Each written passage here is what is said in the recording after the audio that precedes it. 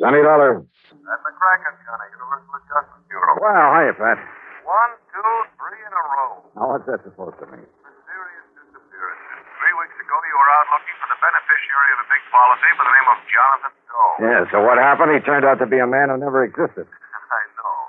And then last week, it was Elmer Loomis. Find him, find his body, find out who murdered him. Only his disappearance was rigged by himself to get away from his wife. Not very cleverly done, however. Well, this one was, Johnny. Everybody at first. Where? Curtis Ferry, New York. Little town along the Hudson over near Yonkers. Well, if you know it was a fake, what do you want me to do about it? Find him. Bring him in so we can prefer charges against him. What kind of charges? Perpetrating fraud against the insurance company. What else? What if he hasn't collected? I'm afraid I don't get it. You will. Come on down here to the office and I'll tell you about it. Is policy a big one? Very. Then you won't quibble over the size of my expense account. I didn't say that. But of course, that's what you meant. Johnny. Okay, Pat. I'll be over in a few minutes.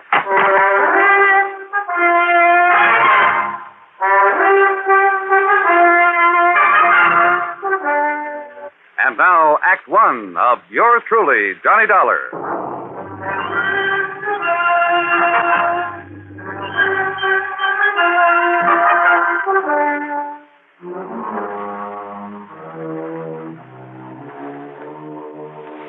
Expense account submitted by Special Investigator Johnny Dollar to the Universal Adjustment Bureau, Home Office, Hartford, Connecticut. Following is an account of expenses incurred during my investigation of the little man who was there matter.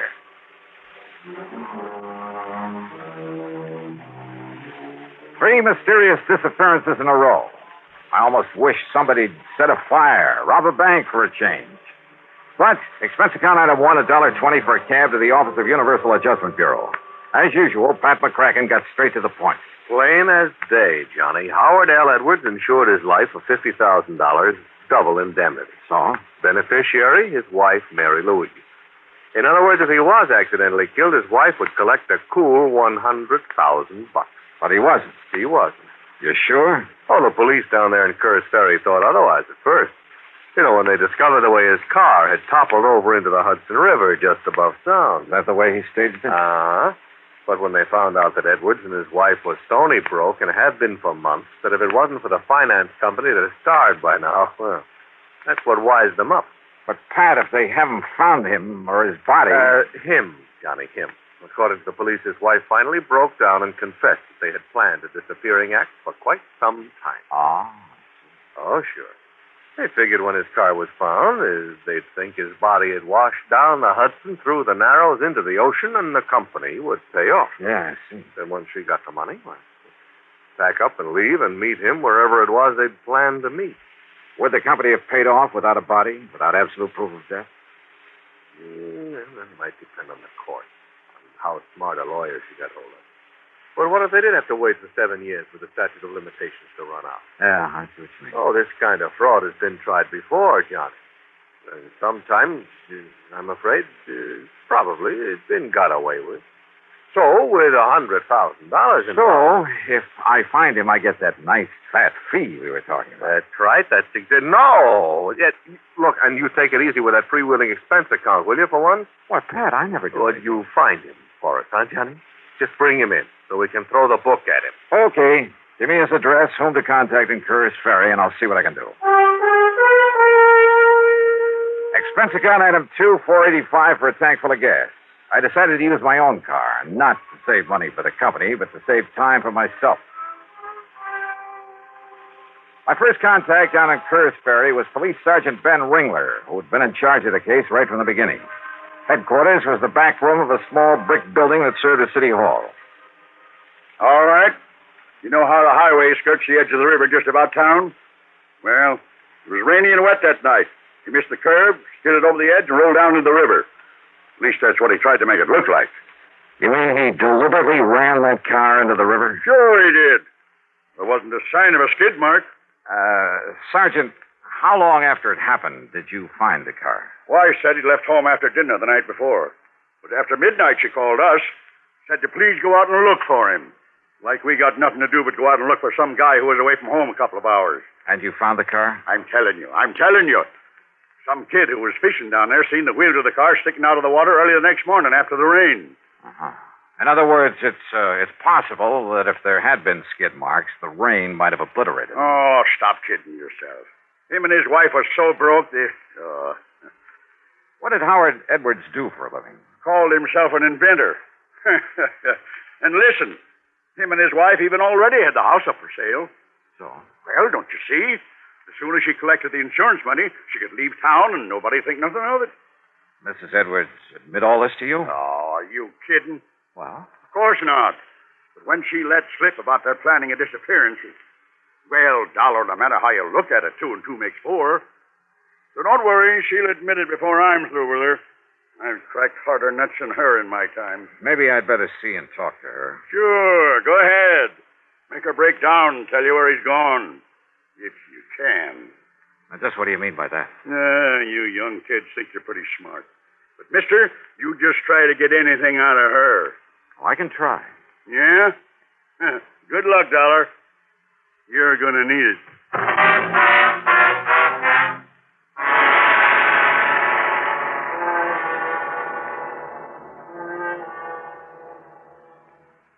Act 2 of yours truly, Johnny Dollar, in a moment.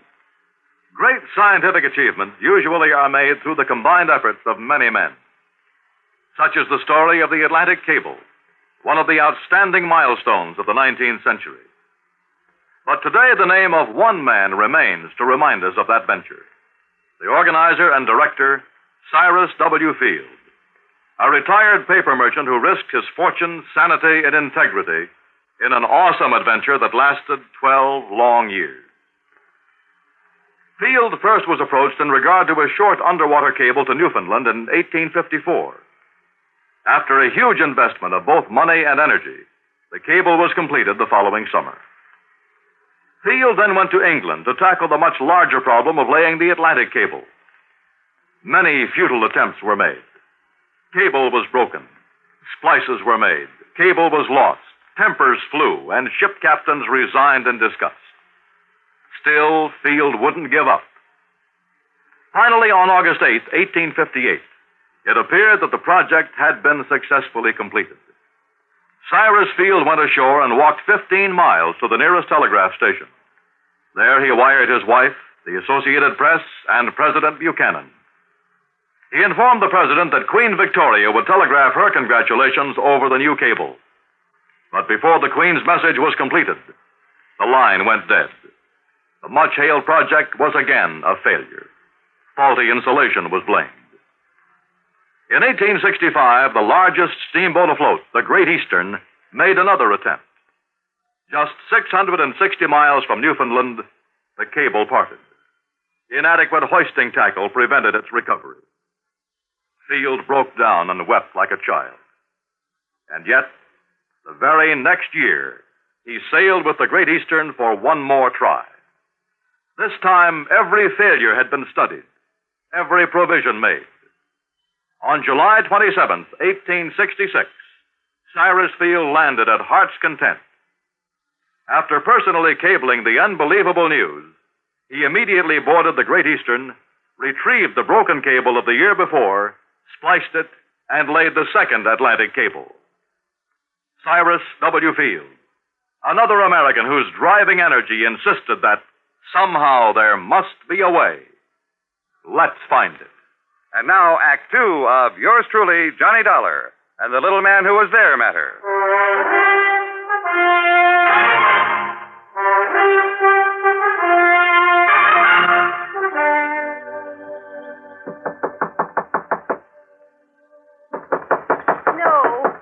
No, I won't open the door. Mrs. Edwards? Please go away.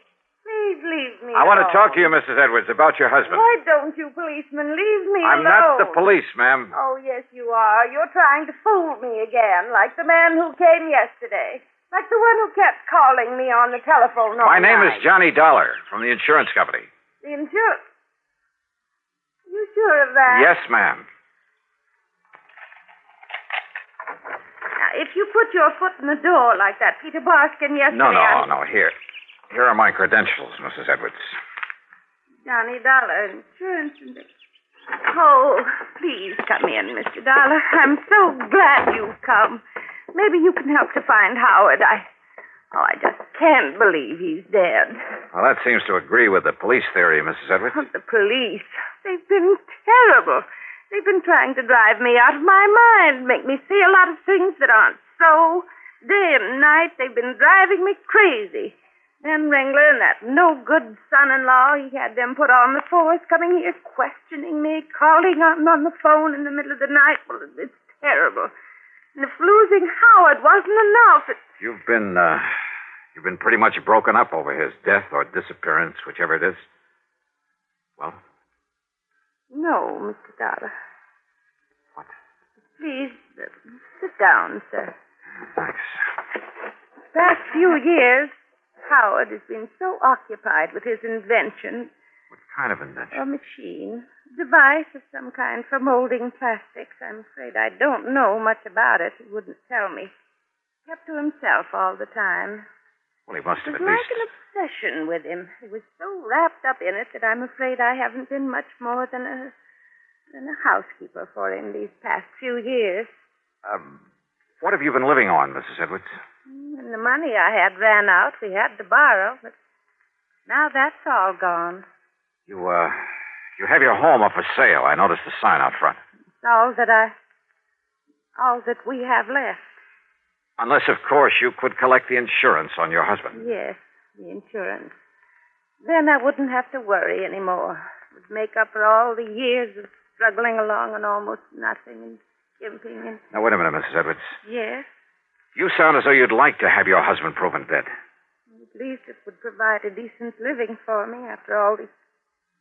No. Oh, no. That sounds terrible, doesn't it? Yeah, it sure I does. didn't mean that I wish him dead. I only meant that... Well, if he is... When I first got here, you said you hoped I could find him. Yes. Yes, Mr. Dollar. Sure. So that you and he could continue this sad life of poverty and not really getting along together? No, don't you see? We'd have money. Oh?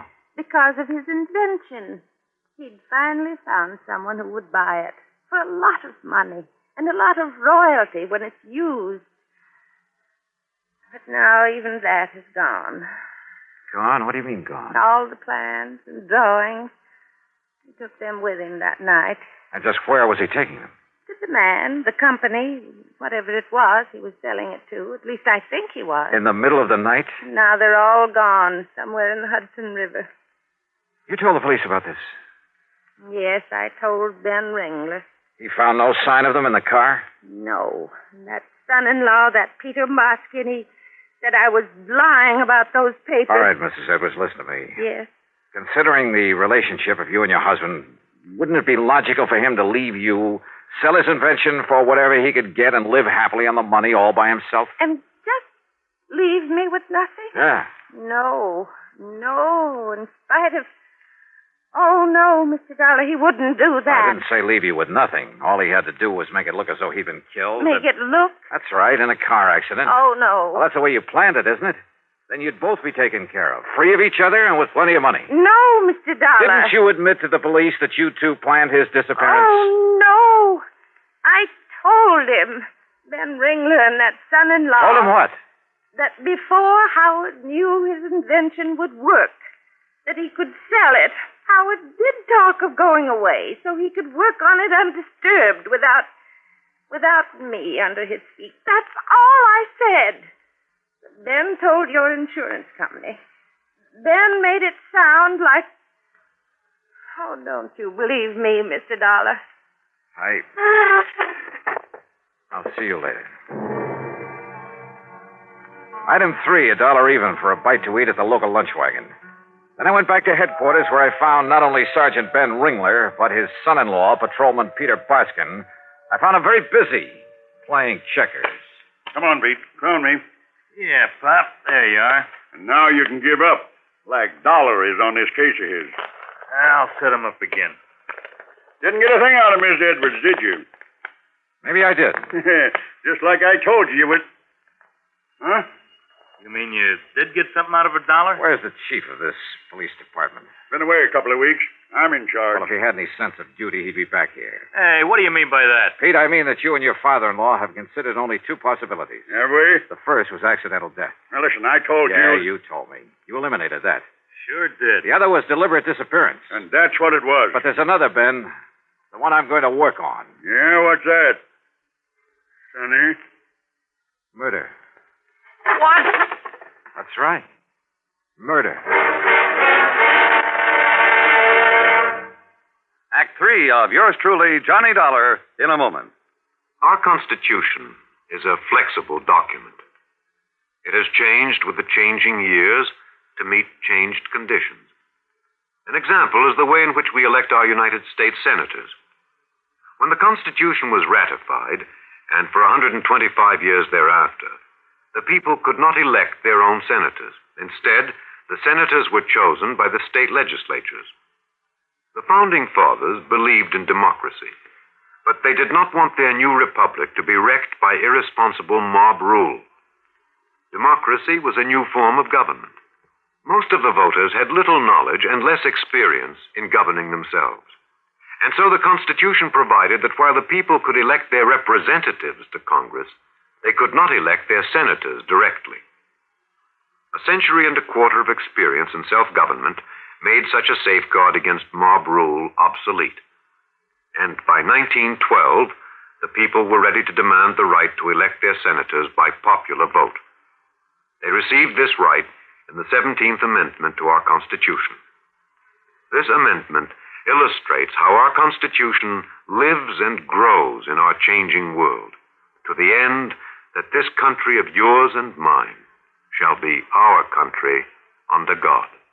And now Act 3 of yours truly, Johnny Dollar.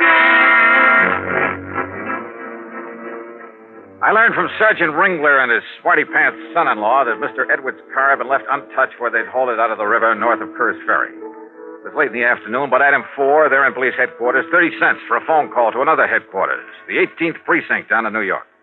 This Lieutenant Singer. Hey, Johnny Dollar, Randy, I want you to do something for me. Johnny, long time no see. Yeah, listen, will you? Have you got somebody in the crew who can come up here to Kerr's Ferry and give me a hand? Somebody who knows something about fingerprints? Well, now, Johnny, it's about 20, 30 miles outside our jurisdiction. So what? Well, of course, some guy who's off duty, maybe a real top man like Marty Levitt. How soon can you get here? Well, what's it all about, How Johnny? soon? It's getting late. It's getting dark. Well, a little over an hour if he can catch a train. But what kind of case... Okay, Randy, thanks. Now, look, Dollar. You think we can't handle these things good enough ourselves? Yeah, Dollar. Yeah, that's exactly what I think. It was dark by the time Marty Levitt arrived, but he had a flashlight in his kit, and I brought along my own. So I drove him out to where the car sat up between the highway and the river. His examination was quick and efficient. And when he'd finished... No, I don't get it. Hi? What'd you say? Holy. Out to wonder, a lot of cars and trucks don't miss that curve. But as to this one, Johnny, I don't get it. What do you mean, Marty? Johnny, I haven't uncovered a single fingerprint, except for some old ones on the gas cap, under the hood, that sort of thing. And except for Mr. Edwards' own prints on the steering wheel and gear shift lever. No. Huh? Steering wheel, gear shift, light switch, door handles, everything wiped clean. Well, of course, this wreck was in the river a few hours. So I don't care if it was in there a week. They'd still be on it. There aren't even any prints from whoever hauled it out of the river. Marty. Sure, Johnny. Somebody carefully wiped them off. And people don't do that without a reason. So, where do you go from here? Yeah.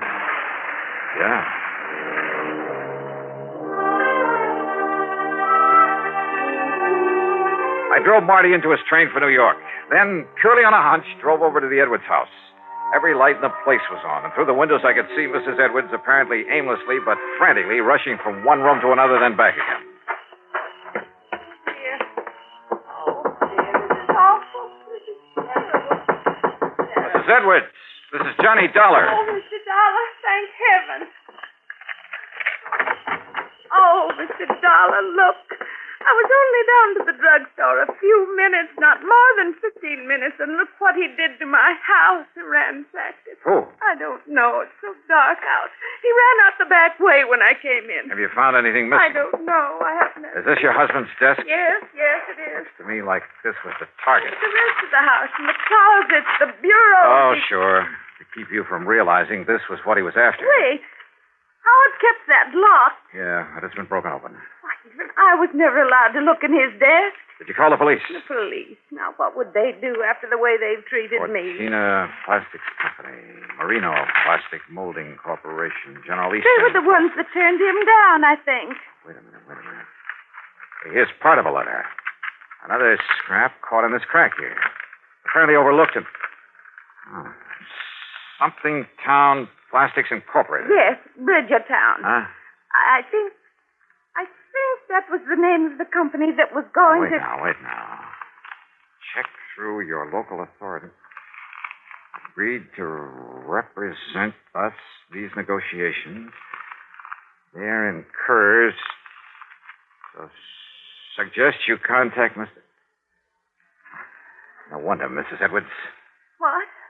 Mr. Dollar?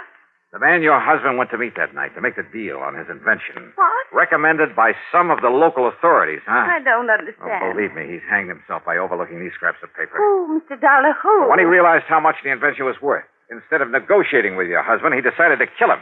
Yeah, ran his car into the river with him in it. And you know who he is? You'll never tell, Dollar. Peter Barskin. You or anybody else. See what I mean? You know something, Pete? This isn't gunsmoke. What? But if you think you can outdraw me, Pete! Oh!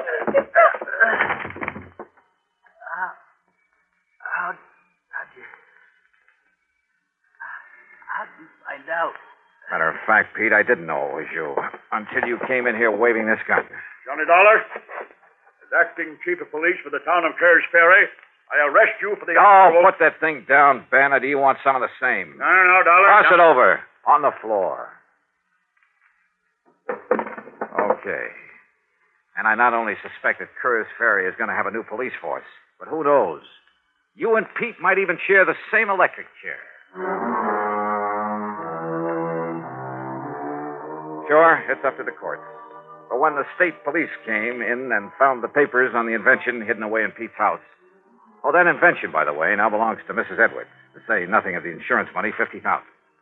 So, Pat, I'll let you off the hook real easy. Expense account total, including some more gas for my car to get me back to Hartford, $12.34. Yours truly, Johnny Dollar.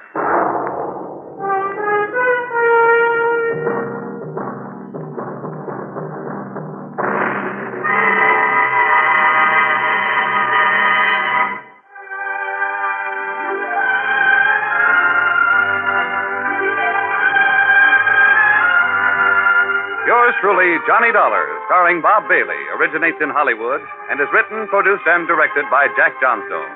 Heard in our cast were Virginia Gregg, Larry Dobkin, Ralph Moody, Gil Stratton, Herb Vigran, and Vic Perrin.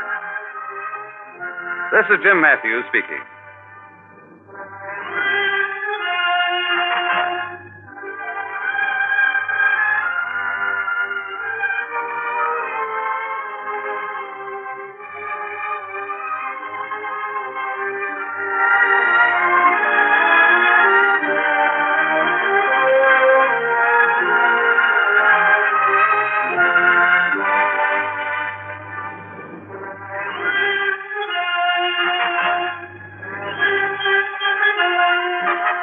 Johnny Dollar has come to you through the worldwide facilities of the United States Armed Forces Radio and Television Service.